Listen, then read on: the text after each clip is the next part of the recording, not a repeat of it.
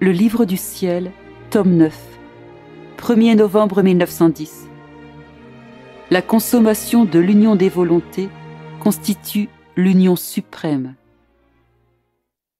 Étant dans mon état habituel, Jésus très saint est venu et il m'a dit : Ma fille, l'union suprême a lieu quand l'âme arrive à une union tellement étroite avec ma volonté qu'elle consume toute ombre de sa propre volonté, de telle sorte qu'on ne peut plus distinguer laquelle est ma volonté et laquelle est sa volonté.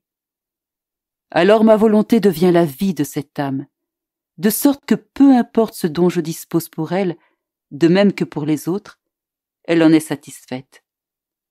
Tout lui semble opportun, la mort, la vie, la croix, la pauvreté, etc. Elle considère toutes ces choses comme lui appartenant et servant à maintenir sa vie. Elle atteint un tel point que même les châtiments ne l'épouvantent pas. Elle est remplie de la divine volonté en tout. Si je veux quelque chose, elle le veut aussi, et si elle veut quelque chose, je le lui accorde. Je fais ce qu'elle veut, et elle fait ce que je veux. Voilà le dernier souffle de la consommation de la volonté humaine dans la mienne que tant de fois je t'ai demandé, et que l'obéissance et la charité envers le prochain ne t'ont pas permis. De nombreuses fois, c'est moi qui ai cédé devant toi en ne châtiant pas, mais toi tu ne cédais pas devant moi. Ceci m'obligeait à me cacher de toi pour être libre quand la justice me forçait la main et quand les hommes me provoquaient à prendre le fouet pour les châtier. Si durant l'action de flageller, je t'avais eu avec moi, avec ma volonté, j'aurais peut-être limité et diminué le fléau.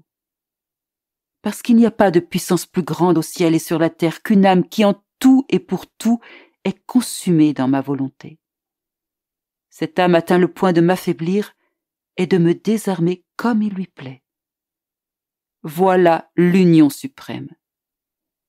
Il y a aussi l'union mitigée dans laquelle l'âme est résignée.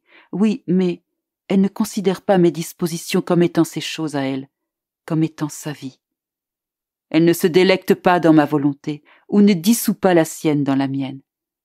Je la regarde, oui, mais elle n'arrive pas à ce que je m'éprenne d'elle, à ce que je devienne fou d'elle, comme c'est le cas pour les âmes dans l'union suprême.